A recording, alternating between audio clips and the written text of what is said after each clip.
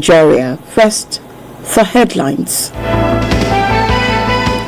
President Tinubu hails NDLEA over major trans-border drug bust.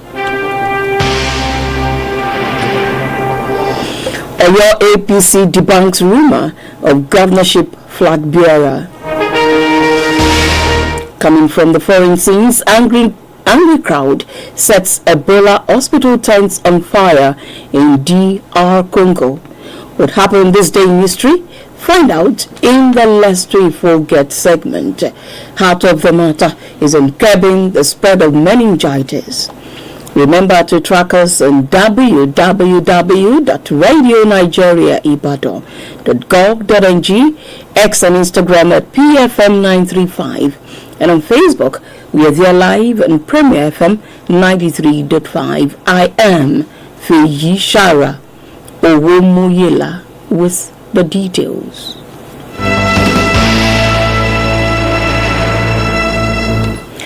President Bola Tinubu has congratulated the National Drug Law Enforcement Agency, NDLEA, over the bust of a Nigerian-Mexican drug syndicate and dismantling of a multi-million-dollar drug network.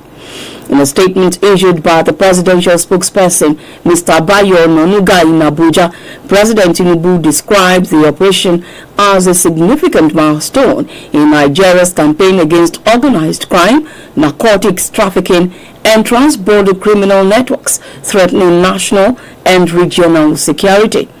The president said the successful operation demonstrated exceptional professionalism, courage, and unwavering commitment. President Tinubu warned that West Africa had increasingly become a major transit corridor for cocaine, synthetic narcotics, and unregulated pharmaceutical products destined for Europe and North America.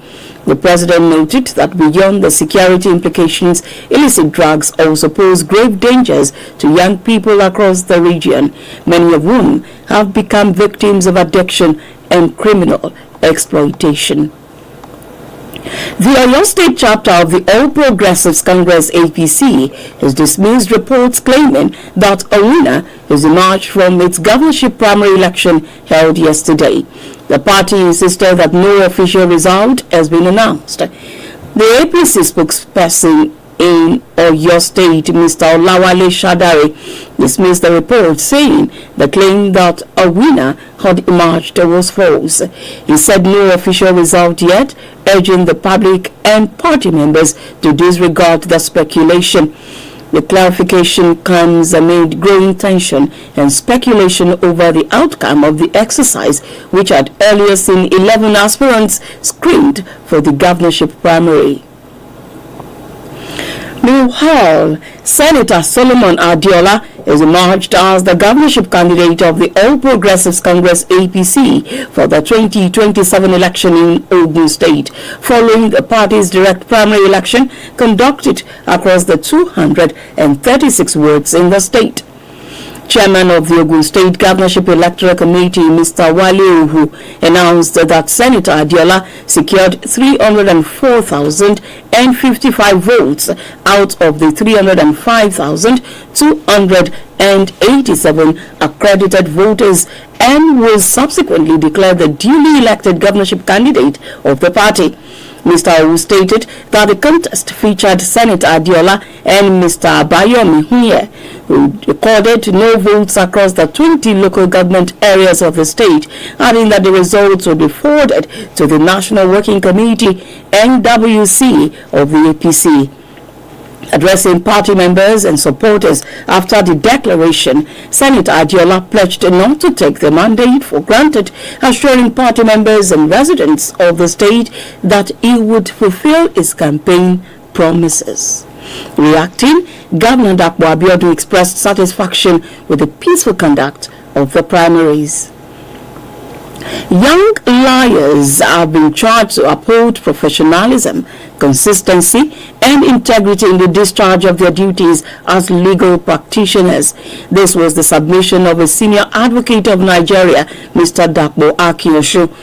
during his keynote address at the 2026 Biennial Symposium of the Young Lawyers Forum YLF of the Nigerian Bar Association Ibadan branch. The symposium themed the Bar of Our Dream, Ethics, Mentorship and Professional Enrichment in the Development of Young Lawyers while Mitigating the Adverse Effects of Unethical Shortcuts, had in attendance prominent figures in the legal profession as well as law students from the University of Ibadan and Koladaisi University, Ibadan. Mr. Akioshun urged young lawyers to embrace mentorship and learn from experienced practitioners to build strong professional foundations. Earlier, the chairman of the YLF, Mr. Temileyin Olaiwola, noted that young practitioners often face the challenge of balancing professional expectations with survival needs, stressing that competence and integrity must not be compromised. The chairman of the NBA Ibadan branch, Mr. Ibrahim Lawal, commended the association for its commitment to the development of young lawyers and the legal profession. Also speaking, the first female senior advocate of Nigeria and first Nigerian female lawyer to become senior counsel, Chief Folake Sholanke, encouraged young lawyers on ethical appearance, discipline, and professionalism in legal practice. You're listening to the news at 11 on Radio Nigeria's Premier 93.5 FM, Ibadan. Glad to know you're with us. It's the news at 11 on Radio Nigeria's Premier 93.5 FM, Ibadan. And now the rest of the package. This day in 2009, a woman, Linda Fleming, aged 66 years old in Washington, became the first to die under an assisted suicide law in that state. And we move to the foreign scenes. An angry crowd have set alight a section of a hospital at the epicenter of the Ebola outbreak in the Eastern Democratic Republic of Congo after family and friends of a young man who was alleged to have died from the virus were prevented from taking his body for burial. A local politician, Mr. Malembe, said the crowd started throwing projectiles at the hospital and set fire to tents that were being used as isolation wards. Mr. Malembe noted that the body of a dead Ebola victim is highly infectious and the authorities need to ensure safe burial to stop the spread of the virus. Congolese Foreign Minister Mrs. Therese Wagner called it a very frightening situation for communities to be in.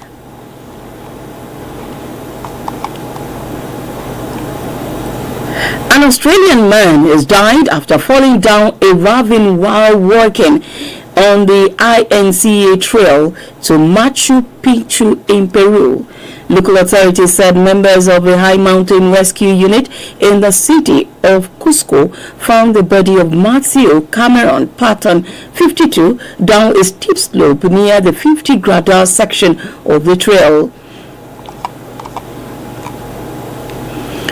We rise by lifting others, help someone in need.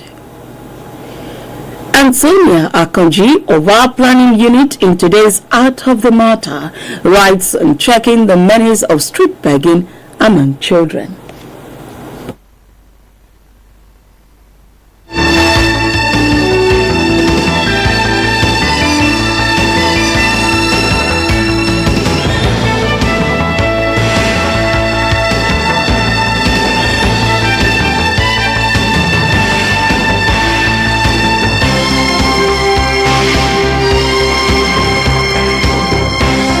In the traditional African sense, the joy of every parent is the ability to have children who are in turn nurtured to become responsible adults to sustain the name of the family and project it across the globe. The situation is, however, different today, as children born into some families have to fend for themselves and their parents through begging for alms. Child begging is visible across the country and are mostly locals and foreigners from neighboring West African countries. For instance, people walking through Mokola, Dugbe, Iwo Road, Idiape, and some other areas in Oyo State are often besieged by children as young as 4 years old, clinging and begging for money. They would not let go until something is dropped. Otherwise, they disrupt flow of traffic around the concerned areas. Those who are lucky to get some money quickly run to street corners to hand over the proceeds to their mothers sitting close by. Some other times, motorists ignore or practically wind up the glasses to avoid the child beggars. Still, they do tap the glasses, indicating they are by the vehicle. The 1989 United Nations Convention on the Rights of the Child, which Nigeria is signatory to, identifies the right of children to include right of association with parent, human identity, rights to basic needs such as protection, food, universal basic education, health care, freedom from discrimination on the basis of the child's race, gender, disability, color, or ethnicity, among others. It is also stated clearly that children have the right to be cared for by their parents. Many parents have been driven away from their ancestral homes due to crisis and insurgency and are in internally displaced camps where they can hardly take care of themselves, let alone their young ones. Apart from constituting a nuisance as well as security threats, begging also exposes children to abuse, violence, drug addiction, gangsterism, ritualism, and untimely death. The time is now for government at all levels to rise up to this challenge in the view of recent reports by the United Nations that Nigeria has the largest number of out-of-school children. Furthermore, schooling at the basic level should be made compulsory for all children, while those found roaming during school hours must be arrested and parents made to pay fines. Child-friendly environment should be created in schools to discourage dropout, truancy, and a special monitoring team to ensure compliance. Begging should be made a crime, and adults, guardians, parents, and teachers who coerce children to beg should be arrested and punished to serve as deterrent to others. It is also imperative to set up more orphanages and shelters with adequate funding and credible officials to man them. The Social Service Department at the state and federal levels need a total overhauling, strengthening, and empowerment to carry out its functions effectively. Insecurity across the country should be addressed to prevent displacement of people from their habitats. Most importantly, every child has the right to life and protection. Hence, measures should be in place to ensure that they survive and develop healthily. That script and checking the menace of street begging among children was written by Antonia Akonji of our planning unit and delivered by Olushola Akinropo. To NC News at 11 and Radio Nigeria's Premier 93.5 FM Dugbe Ibadan. A quick look at the major items. President Bola Tinubu has congratulated the National Drug Law Enforcement Agency NDLEA over the burst of the Nigerian-Mexican drug syndicate and dismantling of a multi-million-dollar drug network. Oyo State chapter of the All Progressives Congress APC has dismissed reports claiming that a winner has emerged from its governorship primary election held yesterday. Angry crowd have set alight a section of a hospital at the epicenter of the Ebola outbreak in the Eastern Democratic Republic of Congo after family and friends of a young man thought to have died from the virus were prevented from taking his body away for burial.